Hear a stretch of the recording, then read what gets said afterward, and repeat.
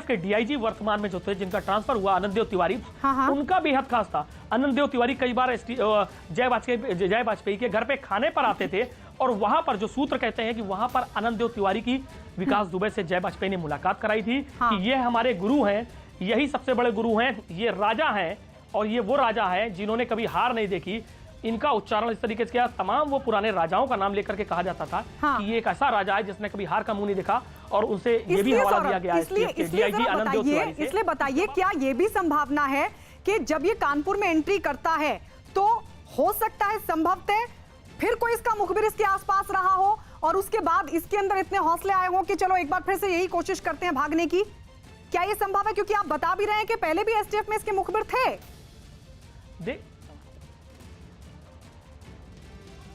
देखिए, जाहिर तौर पर इसके न सिर्फ एसटीएफ में, एटीएस, एसटीएफ, तमाम जगह वो मुखबिर थे इसके पास। 25 सालों का इतना बड़ा इतिहास, आपराधिक इतिहास, वो अभी भी खत्म नहीं होता यदि इसने 8 पुलिसकर्मियों को नहीं मारा होता। दहशत का पर्याय था, किसी के भी घर में जाता था, उसके घर पे अपने नाम की बोर्ड लग जाए तो वो विकास दुबे का घर हो गया। किसी के घर में जाकर अगर उसने लात मार के दरवाजा खोल दिया और कुंडी में अपना ताला लगा दिया तो विकास दुबे का घर हो गया। आतंक का पर्याय बना विकास का अंत तब हुआ है जब उसने स्वयं पुलिसकर्मियों को हमला किया और वो ये भूल गया कि इस वक्त प्रदेश में योगी सरकार है। ये वो योगी सरकार है जिसने कसम खा रखी है, जिसने लोगों को वादा कर रखा है, योगी आदित्यनाथ ने, कि अपराध कहीं पर भी नहीं होने देंगे, अपराधियों का पूरी तरीके से खात्मा किया जाएगा। टॉप 10 लिस्ट तैयार हो रही है। अच्छा योगी आदित्यनाथ, मुझे करेक्ट कीजिएगा अगर मैं गलत हूं। जब ये पूरा कांड सामने आया, 6 पुलिसकर्मियों की हत्या करके, 8 पुलिसकर्मियों की हत्या करके जब ये भाग गया, उसके बाद से मुझे लगता है शायद उत्तर प्रदेश के मुख्यमंत्री इस पूरे घटनाक्रम पर खुलकर नहीं बोले, लेकिन अब उम्मीद ये कि जब एनकाउंटर में मारा गया विकास दुबे तो शायद वो सामने आकर बोलेंगे, क्योंकि ये एक बड़ी कामयाबी है। भले ही उसने कोशिश की भागने की, उसके बाद एनकाउंटर हुआ, लेकिन कम से कम एक अपराध का काला साम्राज्य अब खत्म हुआ है उसकी मौत के बाद। और वो सवाल भी जो कहीं ना कहीं विरोधी सरकार पर उठा रहे थे।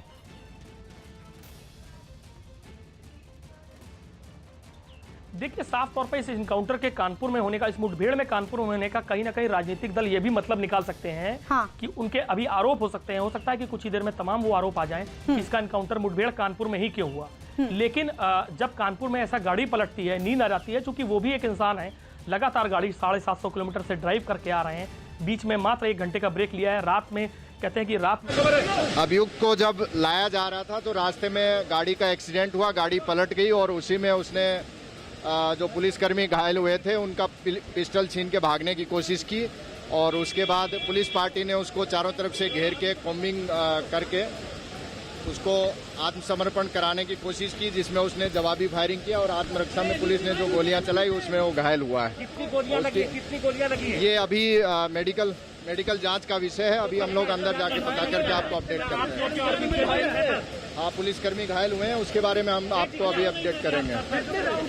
अभी हम लोग अस्पताल में हैं, अभी अपडेट करेंगे।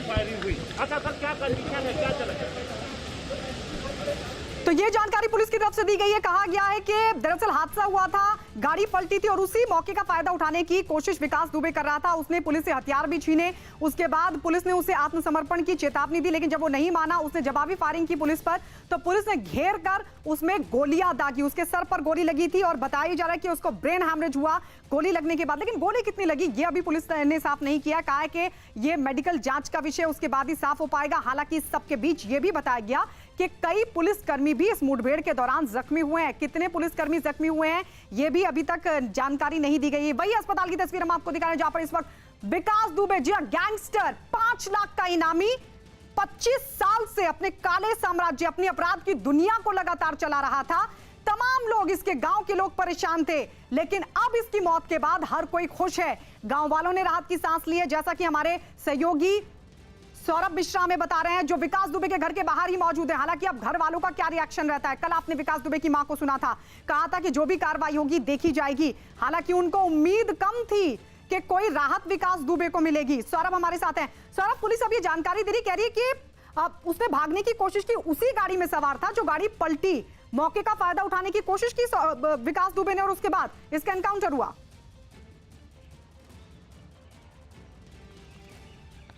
जी हाँ, जाहिर तौर पर जो अधिकारी ने बाइट दी है और जो उन्होंने न्यूज़ 18 पर कहा है, उन्होंने साफ तौर पे कहा है कि उसी गाड़ी में विकास था जिस गाड़ी में पलटी है और ये गाड़ी पलटने के बाद विकास ने अपने आप को संभाला और उसने पुलिस की पिस्टल छीन ली। बिल्कुल निश्चित तौर से ये हो सकता है कि एक हादसा होता है, उसके बाद जब गाड़ी पलटती है हर कोई अभियुक्त को जब लाया जा रहा था तो रास्ते में गाड़ी का एक्सीडेंट हुआ, गाड़ी पलट गई और उसी में उसने जो पुलिसकर्मी घायल हुए थे उनका पिस्टल छीन के भागने की कोशिश की और उसके बाद पुलिस पार्टी ने उसको चारों तरफ से घेर के कॉम्बिंग करके उसको आत्मसमर्पण कराने की कोशिश की, जिसमें उसने जवाबी फायरिंग किया और आत्मरक्षा में पुलिस ने जो गोलियां चलाई उसमें वो घायल हुआ है। कितनी गोलियां लगी है?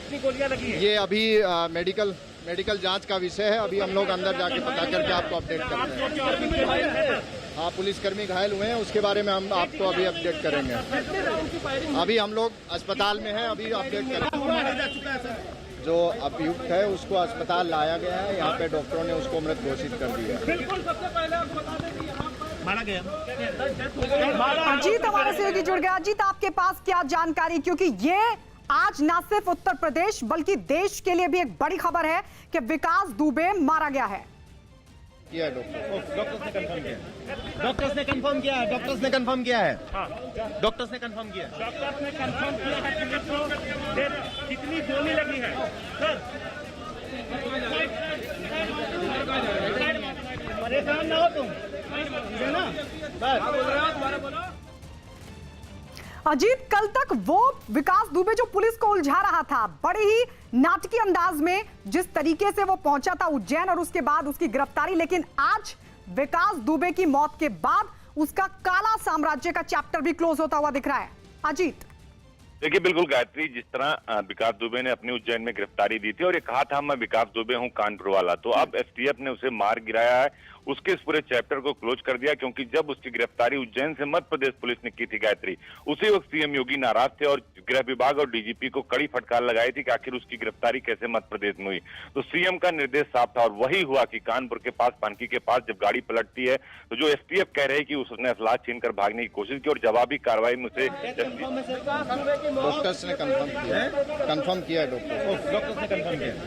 डॉक्टर्स ने कंफर्म किया है। डॉक्टर्स ने कंफर्म किया है। डॉक्टर्स ने कंफर्म किया है। डॉक्टर्स ने कंफर्म किया है। डॉक्टर्स ने कंफर्म किया है पुलिस को। कितनी गोली लगी है सर? परेशान ना। अच्छा, कितने पुलिसकर्मी घायल हैं?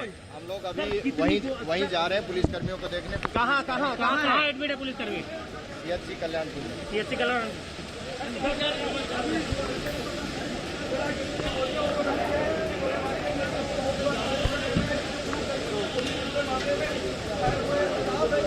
तो पुलिसकर्मी की तरफ से ये जानकारी देते हुए कि डॉक्टर्स ने भी कंफर्म कर दिया है कि अब विकास दुबे मारा जा चुका है, पूरी तरीके से डेड हो चुका है और इसी अस्पताल में इस वक्त उसकी डेड बॉडी मौजूद है। अजीत, विकास दुबे की मौत के बाद अब एक बात तो साफ हो गई है कि जो दशकों से कानून के साथ खेल रहा था, सरकार के गोद में खेल रहा था, अगर पुलिस चाह ले, अगर प्रशासन शासन चाह ले तो इस तरह के दुर्दांत अपराधियों का खात्मा कोई मुश्किल बात नहीं है, भले ही कारण जो भी रहे हो विकास दुबे की मौत के लिए। देखिए, बिल्कुल गायत्री, ठीक बात आपने कही कि ऐसे अपराधियों जब पनपते हैं तो उसके पीछे भी कहीं न कहीं खाकी का हाथ होता है या जो नेता होते हैं, सरकारी संरक्षण होता है, जो सत्ता का संरक्षण होता है, उसकी वजह से पनपते हैं। और अब विकास दुबे, यही वजह है कि वो इतना मनबड़ था कि उसने आम आदमियों तो छोड़िए पुलिस के 8 जवानों को शहीद कर दिया, AK-47 से गोलियां चलाई। हालांकि अभी वो हथियार नहीं बरामद हुए जिससे विकास दुबे ने पुलिस वालों की हत्या की थी या जो पुलिस वालों से असलहे लूटे गए थे, AK-47 कार्बाइन और जो पिस्टल लूटी गई थी, वो अभी बरामद नहीं हुई। तो पुलिस के पास अभी भी कार्रवाई का जो आगे का चैप्टर है वो जारी रहेगा और विकास दुबे के अभी कई साथियों की यूपी एसटीएफ को तलाश है, जिसके लिए लगातार दबी दी जा रही है। फिलहाल हाईलाइट अस्पताल में डॉक्टर ने विकास दुबे की मौत की पुष्टि कर दी है। अभी तक आधिकारिक पुष्टि नहीं हुई थी, लेकिन अब आधिकारिक पुष्टि हुई है कि हाईवे पर जब वो जो पुलिस का असलाह छीनकर भागने की कोशिश कर रहा था, गाड़ी जब पलटी थी, उस वक्त मुठभेड़ में एसटीएफ ने उसे मार गिराया है और उसकी डेड बॉडी को हाईलाइट हॉस्पिटल लाया गया, जहां पर भारी पुलिस फोर्स को तैनात किया गया है। DG zone Kanpur, JN Singh, IG Kanpur के अलावा जो एसटीएफ के बड़े अफसर वो वहां पर पहुंचे हैं। काफी भीड़ है, चूंकि वहां मीडिया के साथ साथ जो लोकल्स लोग हैं वो भी है, तो लिहाजा पुलिस के सामने अब सबसे बड़ी चुनौती होगी उसकी डेड बॉडी को का जो पोस्टमार्टम है वो कराया जाए। उसके बाद और भी चीजें साफ होगी कि उसके पास से क्या क्या चीजें मिली, जो रास्ते में उसके पहले जो पूछताछ हुई है उनकी उसमें क्या आया, क्योंकि रात में विकास दुबे की पत्नी और उनके बच्चों से भी पूछताछ की थी, एसटीएफ ने उन्हें उठाया था। तो निश्चित तौर पर अब उस दुर्दांत अपराधी का गायत्री चैप्टर क्लोज हो गया, उसका काला साम्राज्य समाप्त हो गया, जिसने यूपी के 8 जवानों को को शहीद कर दिया था और जो हत्या करने में जरा भी हिचकता नहीं था, किसी के भी सर वो कलम कर सकता था, उस इलाके में उसका इतना खौफ था। लेकिन अब उत्तर प्रदेश की जो इनकाउंटर पॉलिसी है उसके तहत अब तक उसके 5 साथी मारे गए थे और ये 6वीं मुठभेड़ विकास दुबे की जो मुख्य आरोपी था उसे अब एसटीएफ ने मार गिराया। तो निश्चित तौर पर अब से थोड़ी देर बाद उत्तर प्रदेश सरकार की तरफ से कोई बयान आएगा, डीजीपी खुद प्रेस कॉन्फ्रेंस करेंगे, इसको लेकर पूरा डिटेलिंग करेंगे। लेकिन अभी ये खबर जरूर अब पुष्ट हो चुकी है कि जो सबसे बड़ा अपराधी था इस वक्त, जिसकी सिर्फ उत्तर प्रदेश नहीं पूरे देश की नजर थी, जिसने यूपी के 8 जवानों को, हमारे 8 जवानों को की हत्या कर दी थी, वो शहीद हो गए थे। तो अब मुठभेड़ में मारा गया है विकास दुबे, इसकी पुष्टि हो चुकी है गायत्री। और इसके एनकाउंटर के साथ ही क्या एक बार फिर ऑपरेशन क्लीन की शुरुआत भी मानी जाए, जिसके निर्देश मुख्यमंत्री ने दिए? बिल्कुल गायत्री, ऑपरेशन क्लीन की शुरुआत हो चुकी है। आपने देखा कल 2 इनकाउंटर हुए, आज सुबह बहराइच में पन्ना यादव जो 50,000 का इनामिया बदमाश, उसका इनकाउंटर पुलिस ने किया, पैर में गोली मारी है। तो लगातार जो ऑपरेशन क्लीन यूपी सरकार का है, ये सीएम योगी का है, वो अब उसकी शुरुआत हो गई। और साफ तौर पर सीएम ने कहा पूरी यूपी के 35 हिटलिस्ट अपराधियों की सूची सरकार ने मांगी, जिसमें बड़े बड़े अपराधियों का नाम हो, चाहे आप मुख्तार अंसारी की बात करें, अतीक अहमद की बात करें, बड़े बड़े माफिया ब्रजेश सिंह की, तो सभी लोगों का नाम इस लिस्ट में है। तो सीएम ने कहा कि इन सभी के खिलाफ कार्रवाई की जाए, इनकी जो संपत्तियां हैं, इनके जो काला साम्राज्य, जो इनका बिजनेस है, उसकी डिटेलिंग पूरी उत्तर प्रदेश के सीएम योगी की तरफ से मांगी गई। तो अब ऑपरेशन क्लीन के साथ साथ उनकी संपत्तियों को जब्त करने की कार्रवाई भी उत्तर प्रदेश सरकार ने शुरू कर दी है। तो अब विकास दुबे की इस वारदात के बाद, जब 8 पुलिसकर्मियों की हत्या उसने की थी, उसके बाद उत्तर प्रदेश सरकार की तरफ से ऑपरेशन क्लीन को फिर से हरी झंडी दे दी गई, जिसके बाद लगातार इनकाउंटर का दौर जारी है। हर जिले से कहीं न कहीं खबर आ रही है कि आज 25,000 का इनामी मारा गया, 50,000 का इनामी मारा गया है, मुठभेड़ में घायल हुआ। तो अब विकास दुबे का भी चैप्टर क्लोज हो गया। लेकिन अभी एक सवाल है गायत्री, कि विकास दुबे से जिन जिन लोगों के संपर्क थे, कौन कौन सी गैंग्स पश्चिमी उत्तर प्रदेश के उसके संपर्क में थे, जिस वक्त इनकाउंटर हुआ 10 से 12 जो अपराधी उसके साथ मौजूद थे गायत्री, वो कौन से थे? अभी भी 4 से 5 लोगों की तलाश यूपी पुलिस और यूपी एसटीएफ को है, जिनकी तलाश अभी भी जारी है विकास के इनकाउंटर के बाद भी। अजीत, लेकिन जब उज्जैन से कानपुर तक यहाँ जितने भी घंटे लगे, सौरभ बता रहे थे कि इस दरमियान भी कई बार उससे पूछताछ की गई विकास दुबे से, तो कम से कम वो जानकारी एसटीएफ की तरफ से जुटाई गई होगी, क्योंकि विकास दुबे से वो तमाम चीजें पूछा जाना बहुत जरूरी भी था कि कौन से वो सफेदपोश लोग थे जो अक्सर उसका संरक्षण दे रहे थे, और क्या उत्तर प्रदेश से निकालने में भी क्या उनका संरक्षण था। हालांकि कुछ पुलिसकर्मियों की गिरफ्तारी जरूर हुई, उनके खिलाफ कार्रवाई जरूर हुई, लेकिन उसके बावजूद भी ये कहा जा रहा था कि सिर्फ छोटी मछलियां नहीं, बल्कि ऊपर तक भी इसकी पकड़ थी, एटीएफ से लेकर एसटीएफ तक। तो क्या उन तमाम चीजों के बारे में भी इससे जानकारी ली गई होगी संभवतः? अजीत, देखिए बिल्कुल, जब उज्जैन से और कानपुर के आने के बीच लगभग 10 से 12 घंटे का वक्त होता है, इसके बीच कई बार एसटीएफ ने उससे पूछताछ की है, कई जगह गाड़ी को रोककर पूछताछ की गई है। तो कई सारी जानकारियां जरूर उनके पास होगी, क्योंकि 200 पुलिसकर्मी यूपी सरकार के रडार पे जिनके मोबाइल को सर्विलांस पर लगाया गया था, उसमें कई की गिरफ्तारी हुई, कई को निलंबित किया, लेकिन अभी कई पर कार्रवाई बाकी, जिसमें आईपीएस आनंद देव भी शामिल हैं। तो निश्चित तौर पर कहीं ना कहीं जो सरकार की तरफ से कहा गया, किसी को हम छोड़ेंगे नहीं, जो भी इस हत्याकांड में शामिल होगा या जिसने मदद की, जिसने फोन किया, जो जिसकी सरपरस्ती में विकास दुबे रहता था, तो उन लोगों पर भी शक है। तो विकास दुबे से पूछताछ हुई है, कई बार पूछताछ हुई है उज्जैन से और यहाँ तक आने के बीच। और वहां जब एमपी पुलिस ने उत्तर प्रदेश पुलिस को हैंडओवर किया था, उस समय भी काफी देर तक पूछताछ की गई थी विकास दुबे से। तो एसटीएफ को कई सारे, जो हमारे पास एसटीएफ से खबरें आ रही है, जो सूत्र बता रहे हैं, एसटीएफ के बड़े अफसरान बता रहे हैं, उनके मुताबिक कई सारी जानकारियां हैं, जिसके वो चाहे सफेद पोश हो या चाहे काला साम्राज्य वाले हों, जो काले धंधे करते हैं कानपुर और पश्चिमी उत्तर प्रदेश के आसपास, या लखनऊ, राजधानी लखनऊ में कई बड़े नेताओं से विकास दुबे के संपर्क थे। तो निश्चित तौर पर उन सब बिंदुओं पर जांच होगी, और इसीलिए मुख्यमंत्री ने हर 24 घंटे पर विकास दुबे से जुड़ी अपडेट उत्तर प्रदेश के अपर मुख्य सचिव और डीजीपी से मांग रखी है। तो हर 24 घंटे पे एक अपडेट जाता है। तो कहीं ना कहीं अब उन बड़े लोगों पर निगाह होगी उत्तर प्रदेश पुलिस की और सरकार की, जो विकास दुबे को कहीं ना कहीं। बिल्कुल अजीत, अब उनके खिलाफ क्या कार्रवाई होती है? सौरभ बता रहे हैं कि संपत्ति का भी एक बड़ा अंबार इसके पास था, उसको लेकर क्या एक्शन होता है ये भी देखना होगा। लेकिन अजीत, कल तक भले ही विकास दुबे की गिरफ्तारी हो गई थी, लेकिन उपलब्धि उत्तर प्रदेश पुलिस की नहीं मानी जा रही थी। अब एनकाउंटर, हम फिर कह रहे हैं कि कारण जो भी रहा हो, लेकिन इतने दुर्दांत अपराधी का एनकाउंटर अब एक उपलब्धि कहा जा सकता है उत्तर प्रदेश पुलिस के लिए, उसके इकबाल के लिए। अजीत, बिल्कुल, कहा जाता है कि पुलिस का जो शासन है वो इकबाल से चलता है। 17 सिपाही 100 गांव को जो एक तरह से हैंडल करते हैं, तो एक एसएसपी पूरे जिले को संभालता है। तो निश्चित तौर पर विकास दुबे के एनकाउंटर के बाद जो पुलिस का खाकी का जो इकबाल है, वो एक बार जरूर स्थापित भागने का प्रयास किया, जिससे पुलिस के और उनके बीच एनकाउंटर हुआ। जी जी, तो ये मौके की तस्वीर आप बता रहे हैं कि क्या हुआ होगा उस वक्त जब गोलियां लगी हैं विकास को।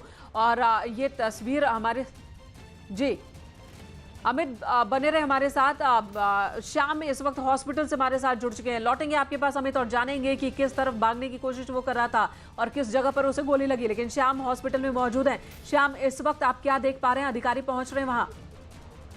देखिए, अधिकारी गेस्ट यहाँ पर आए थे, इसके अलावा कोई बड़ा अधिकारी मौके पर नहीं आया है। एसटीएफ की टीम जिसने कि ऑपरेशन को अंजाम दिया है वो यहाँ पर लगातार मौजूद है। इसके अलावा अभी अगर बात की जाए तो विकास के शव को अभी इमरजेंसी में रखा गया है, उसकी लिखा पढ़ी जारी है। इसके बाद इसके शव को पोस्टमार्टम के लिए शिफ्ट किया जाएगा।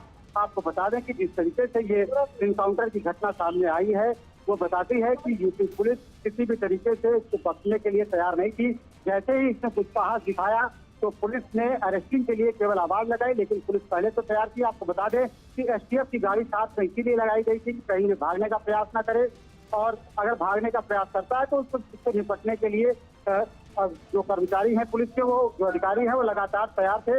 इसी के चलते जैसे ही एक्सीडेंट हुआ और उसके बाद इसको लेकर के पुलिस वाले जा रहे थे हॉस्पिटल के लिए, इसने पुलिस की जो बंदूक है वो छीन करके भागने का प्रयास किया। और इसी सिलसिले में जो एसटीएफ की दूसरी गाड़ी साथ में जा रही थी उसने इसको घेरा और रोकने के लिए आवाज लगाई। जब रुका नहीं, पुलिस के ऊपर फायरिंग कर दी, तो तत्काल एसटीएफ ने भी फायरिंग की और एसटीएफ की 4 जवानों की 4 गोलियां इसके शरीर को छलनी कर गई। जैसे ही ये जमीन पर गिरा 4 तो गोलियां इसके इसे बाद लगी पुलिस ने है, इसको ये कंफर्म हो पाया गोलियां कहाँ लगी हैं? क्योंकि जो ब्लड दिख रहा है बिखरा हुआ वो शरीर के ऊपरी हिस्से में दिख रहा है इस वक्त। जी बिल्कुल, जो एसटीएफ के सोर्सेज से हमारी बात हुई है उनका ये कहना है कि जो गोलियां हैं वो पेट और सीने के हिस्से में लगी हुई है, और बाकी डिटेल जानकारी तो पोस्टमार्टम के बाद आएगी कि 4 हैं, इससे ज्यादा गोलियां हैं, कुछ गोलियां और भी हो सकती हैं जो दूसरे जवानों ने चलाई हुई। लेकिन प्रथम दृष्टया जो एसटीएफ के फोर्सेज जो है वो हमको यही बता रहे हैं कि 4 गोलियां लगी हैं जो सीने और पेट के पास है, जिससे कहते हैं अत्यधिक रक्तस्राव हुआ और अस्पताल ले जाते समय ही रास्ते में इसने दम तोड़ दिया। श्याम, हमारे साथ बने हॉस्पिटल रहे हैं, उन पुलिसकर्मियों के बारे में भी आपसे अपडेट लेंगे जो इस हादसे में जख्मी भी हुए हैं। एसटीएफ के जवानों के बारे में हमारे साथ अमित गंजू लगातार उस जगह से मौजूद हैं जहां पर ये सब कुछ होता है, जहां पर हादसा हुआ, जहां पर एसटीएफ की गाड़ी पलटती है और विकास भागने की कोशिश करता है और फिर उस पर गोली चलाई जाती है, एनकाउंटर में वो मारा जाता है। अमित, आप जरा वो लोकेशन दिखा सकेंगे कि कहां पर विकास ने किस दिशा में भागने की कोशिश की थी? अमित, लौटेंगे आपके पास। इस वक्त सौरभ हमारे साथ मौजूद हैं, विकास दुबे के घर के बाहर मौजूद हैं, वो जहां पर सिक्योरिटी लगातार तगड़ी की गई है। ये वही जगह बिकरू गांव जहां पर 8 पुलिस कर्मियों पर हमला किया था विकास और उसके सहयोगियों ने। सौरभ, खबर आप तक भी पहुंच गई होगी कि विकास दुबे एनकाउंटर में ढेर कर दिया गया है।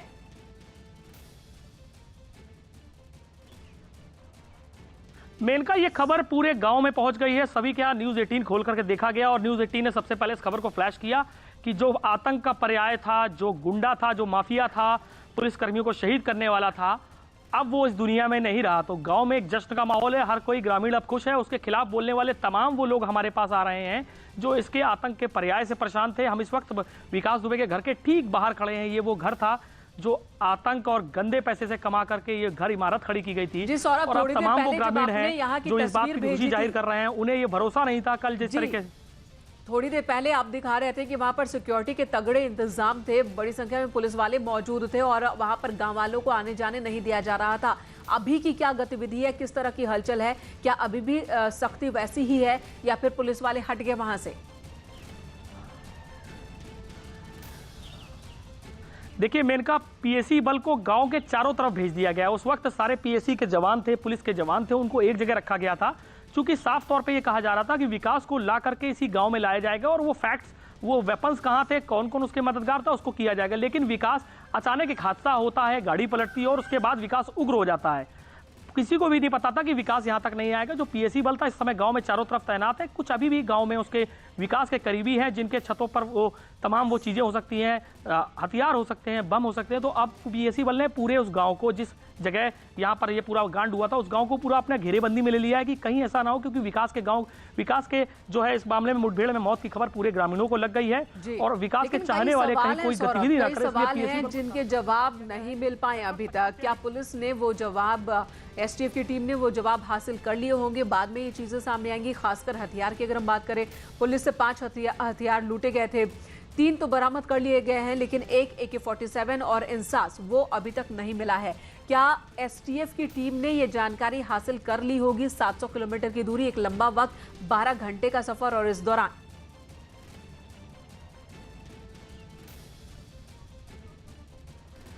मेनका जाहिर तौर पे मैं आपको बता दूं, जो हमारे सूत्रों के अनुसार खबर है, चूंकि एसटीएफ के कोई अधिकारी इस समय बात करने को तैयार नहीं थे, लेकिन जो हमारे सूत्रों के अनुसार खबर है पूरी तरीके से, वो 7 घंटे में जब देवास में ये गाड़ी रोकी गई थी तो वीडियो कॉन्फ्रेंसिंग के माध्यम से इसकी पत्नी जो ऋचा दुबे है पुलिस हिरासत में, इसका और इसका साक्षात्कार कराया गया। और उस दौरान वीडियो कॉन्फ्रेंसिंग में, मोबाइल के ऐप के दौरान वीडियो कॉन्फ्रेंसिंग में एडीजी एलओ थे, प्रशांत कुमार थे और डीजीपी थे, स्वयं प्रमुख सचिव गृह थे, इसके अलावा कई अधिकारी जुड़े हुए थे। ये सूत्र हमारे बताते हैं। तो इससे कई जो जानकारियां चाहिए थी वो खंगाल ली गई थी वीडियो कॉन्फ्रेंसिंग के माध्यम से। हालांकि इस बात की आधिकारिक कोई पुष्टि नहीं हो रही है, लेकिन सूत्रों के अनुसार ये बात पूरी आई है कि उस मोबाइल नेटवर्किंग का जो है लाभ लेते हुए उन्होंने सबसे पहले इससे सारे फैक्ट्स लिए, सब कुछ लिया। और अब आपको बता दें कि जो 2 बंदूकें गायब होने की बात है, उनकी तलाश लगातार विकास दुबे के घर के सामने कुएं में की जा रही थी। तो निश्चित तौर से ये 7 घंटे का जो वक्त था, ये बहुत बड़ा वक्त था।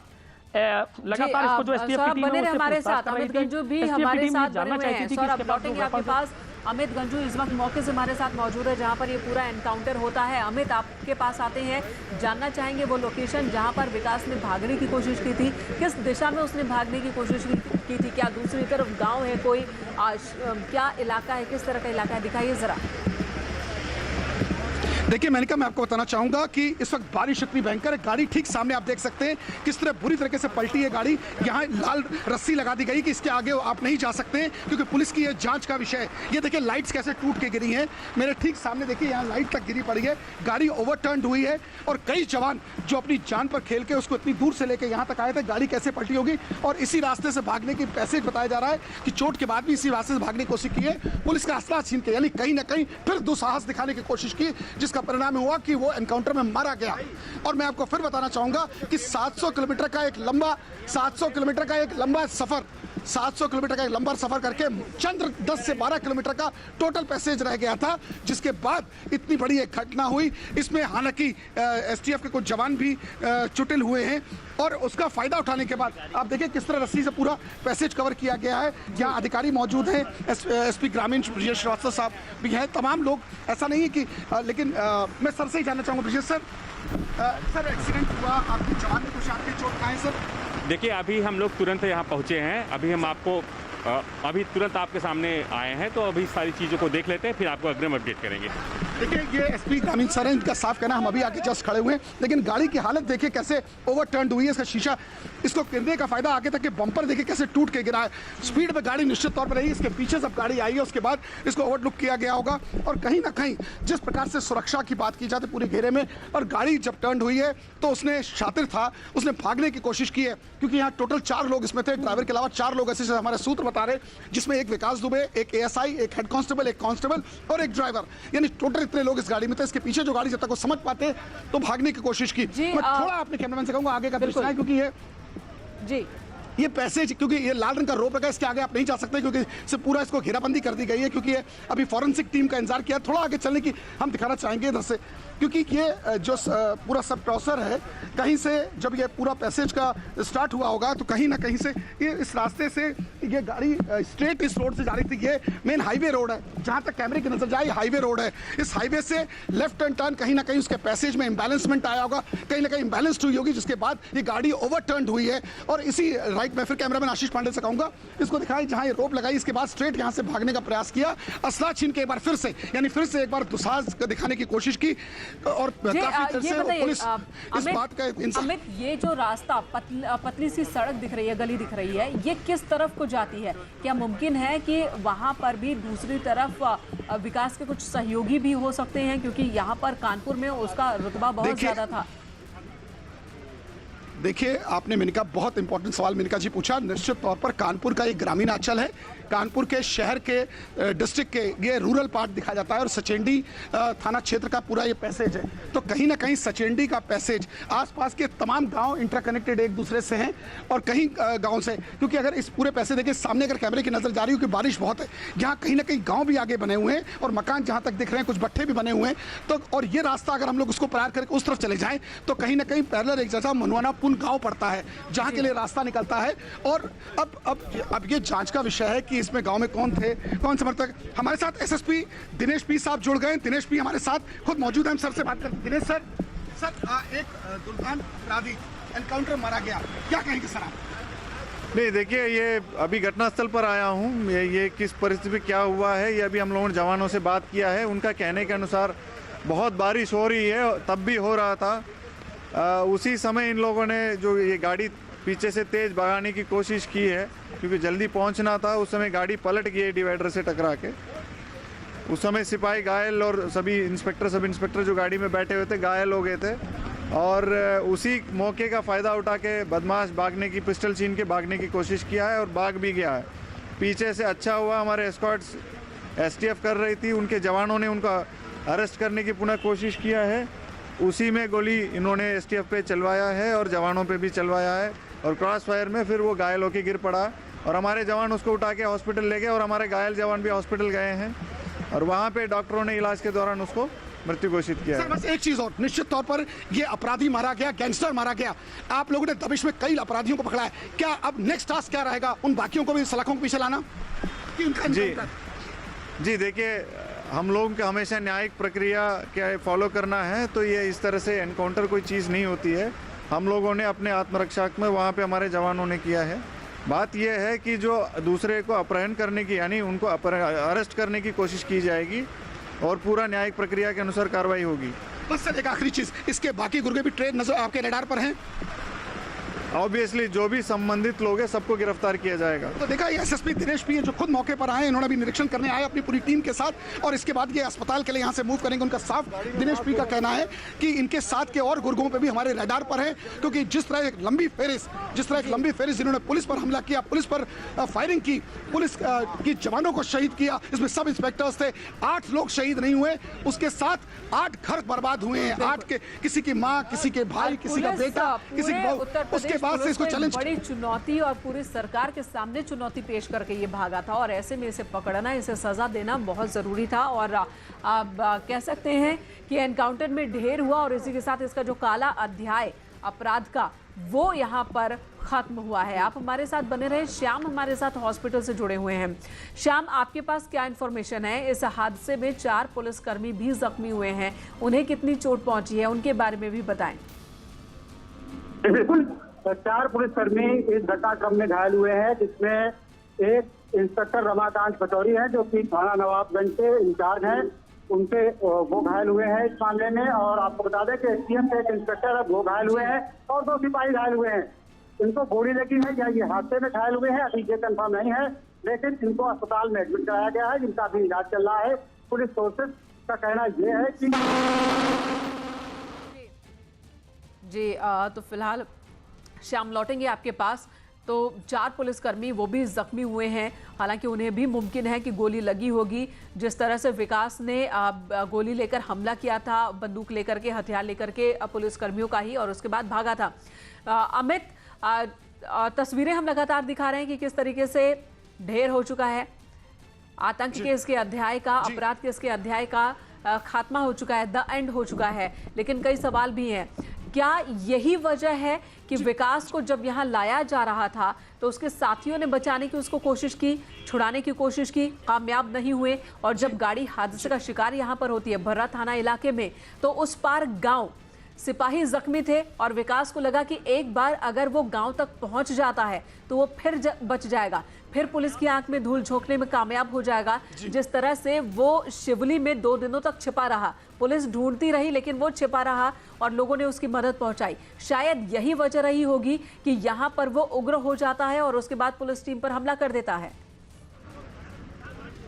देखिए मेनका, मैं आपको बताना चाहूंगा कि जिस प्रकार से विकास दुबे ने ये दुस्साहस किया वर्दी पर, खासकर उस खाकी पर जो लोगों की रक्षा करती है, ऐसा ब्रूटल डेथ आज तक के उन इतिहास में, कम से कम कानपुर के इतिहास या उत्तर प्रदेश के इतिहास में ऐसा देखने और सुनने को नहीं मिला, जहां डिप्टी एसपी लेवल के ऑफिसर से लेकर कांस्टेबल तक सबकी हत्या कर दी गई। और जो कबूलनामा था कि कांस्टेबल्स और 5 लोगों को मिट्टी का तेल डाल के जलाने का प्लान था, ये कबूलनामे में कहा गया है। तो कहीं ना कहीं उसकी मानसिकता, उसकी ब्रूटलिटी साफ दिख रही है। और जिस प्रकार से ये एक्सीडेंट हुआ, जहां कांस्टेबल्स, जहां ये गाड़ी की अपनी हालत बता रही है कि कितनी स्पीड में रही होगी, कहीं ना कहीं उनको भी जल्दी रही होगी कि यहाँ इसको कोर्ट में आज पेश करना है, क्योंकि ये वो होता है कि कल 10 बजे वहाँ उसने सरेंडर किया था और उसके बाद से आज 10 बजे तक इसको होना था।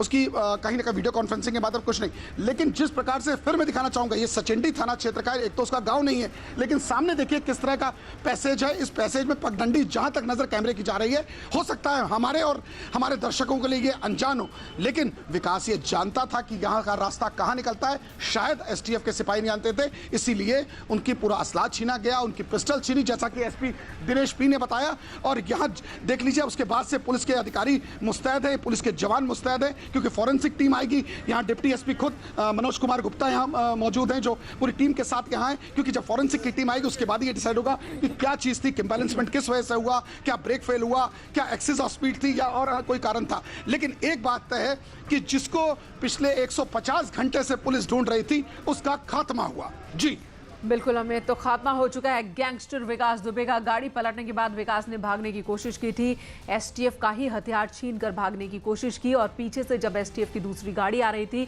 वहां से अधिकारियों की ओर से कहा जाता है, पुलिस जवानों की ओर से कहा जाता है विकास को रुकने के लिए, लेकिन वो रुकता नहीं बल्कि फायरिंग शुरू कर देता है। जवाबी कार्रवाई में विकास को 4 गोली लगी है, जिसके बाद उसकी मौत हो गई। एक्सेस ऑफ ब्लड लॉस की वजह से ये मौत हुई है। एसटीएफ के हथियार छीनकर भी भागने की कोशिश, ये बताता है कि कितना कुख्यात ये अपराधी, और यही वजह है कि अपराध की दुनिया में लगातार ये बढ़ता जा रहा था और भागने की कोशिश के दौरान ही मारा गया, ढेर कर दिया गया है।